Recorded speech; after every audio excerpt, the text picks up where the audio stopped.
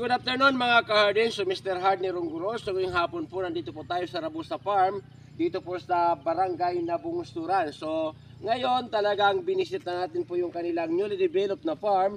Dahil po talagang maamis ka na po sa sabi natin layout. At talagang produktibo na rin po yung kanilang farm. So ngayon pupuntahan po natin ang kanilang sabi natin mga ampalaya na medyo napakalawak na po.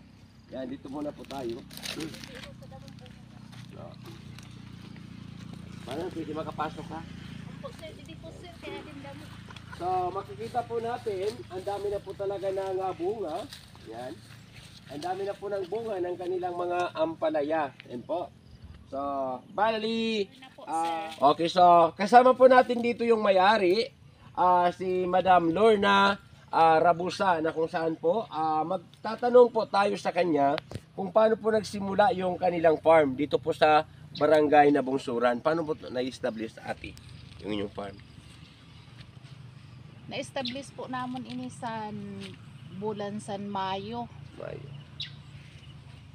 So, nagsimula kayo sa latoy at saka Umpo. ampalaya. Starting po namon naging tanong permiro latoy, tapos sumunod po ang palaya. Kaya naisip po namon bago humarbis ang tarong, igwa na kami ng kaman. Opo, tama po. Kaya ini po siya panggasto na dida sa ulhin namon na mga inugtanom. So, pira po kabulan ate, aton hintan kung halimbawa para sa information po sa aton mga viewers.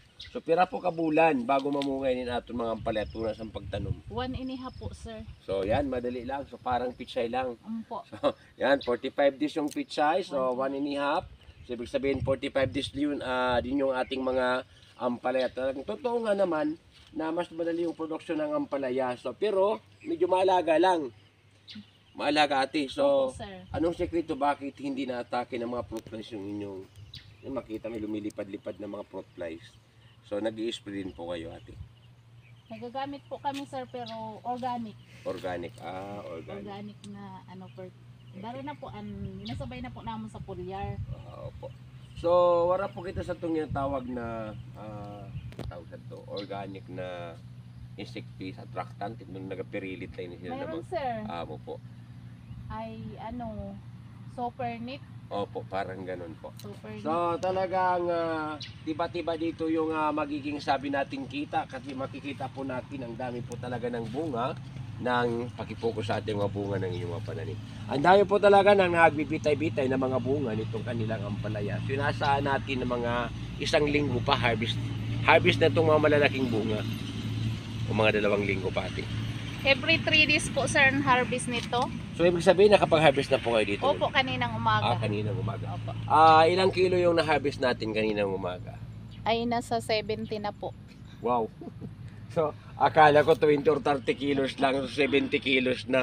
So, malaking pira na yon, magtag 70 lang yung kilo, magkano ating yung bigay?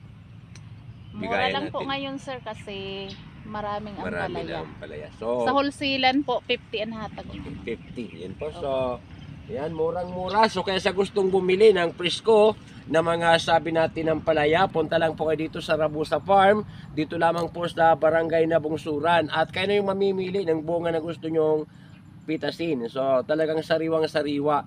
So, maganda kasi kumain ng mga gulay pag bagong pitas, maganda yung lasa. Kumpara yung mga gulay na nakadisplay na po sa sabi natin mga tindahan.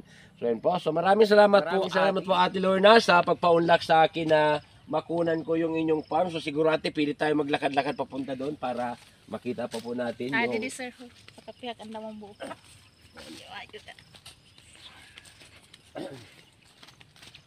So, talaga sa pag-garden, talagang sipag at tiyaga lang talaga. Kahit hindi ka masyado marunong, pag-aralan mo lang, matututunan mo yung strategy, yung mga technique kung paano po, sabi natin, maging produktibo yung ating garden. Kasi, yung aking mga garden, hindi tulad yung design nito. Talaga nito pinagastusan. Napakatitibay po ng nylon na ginamit nila. So, yan. Yan. So, may malaki na. So, bibili na lang ako. Ate, pili pa kabili. Pwede po. So, bibili ako ng 1 kilo para may souvenir ako pa uwi. So, yan. So, bibili tayo po dito kina ate. Ito, pwede na siguro pitasin yung medyo malaki. Pwede sir. So, bibili po tayo ngayon. Kahit 2 kilo pwede. So, So 2 kilo na lang ate yung bibilhin ko. So yan, so kaya po inimbitahan ko yung lahat po ng mahilig bumili at magkonsumo ng mga gulay na ampalaya. Punta na po kayo dito sa Rabusa Farm. Talagang ang dami po ng bunga na talagang mabibili ngayon. So hindi ko inaakala na 70 kilos na pala yung nahabis ngayong umaga. So 3 araw mula ngayon, another 70. Napakalaking pira na rin po. Would you really imagine? 70 kilos times 50.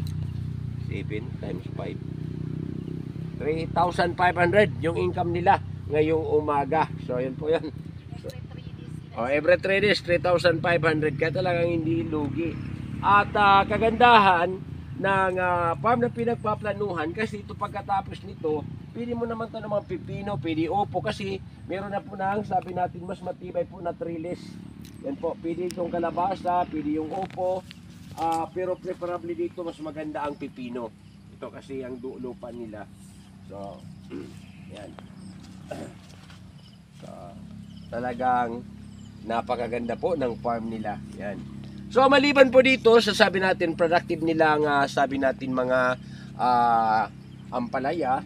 Meron din po sila ng produktibong sitaw at malapit na rin yung sabi natin yung kanilang mga talong. So, inaasahan natin na sa buwan po ng September, yung very productive nila na commodity ay ang talong. So, kaya po, tuloy-tuloy ang production dito po sa Rabusa Farm. So, talagang gusto ko talaga makapunta sa mga farm na talagang very productive.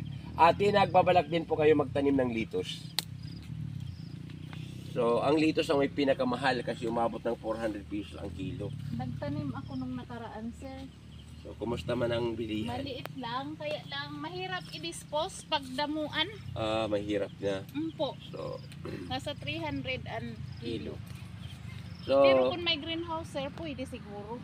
pag may greenhouse. Kung kay kaya kuman, nagpadako.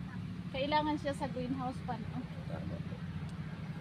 So, yan. So, meron po tayo ng natututunan na mga additional information mula po dito sa sabi natin kay Ate Lorna dito po sa Rabusa Farm. So, maraming salamat po Ate Lorna at maraming salamat po sa ating mga viewers sa patuloy po na pagtangkilik ng aking mga video. So, muli ito yung inyong hard ni Runggurang sasabing thank you so much for watching. See you again in my next video. Bye-bye. God bless us all and follow for more.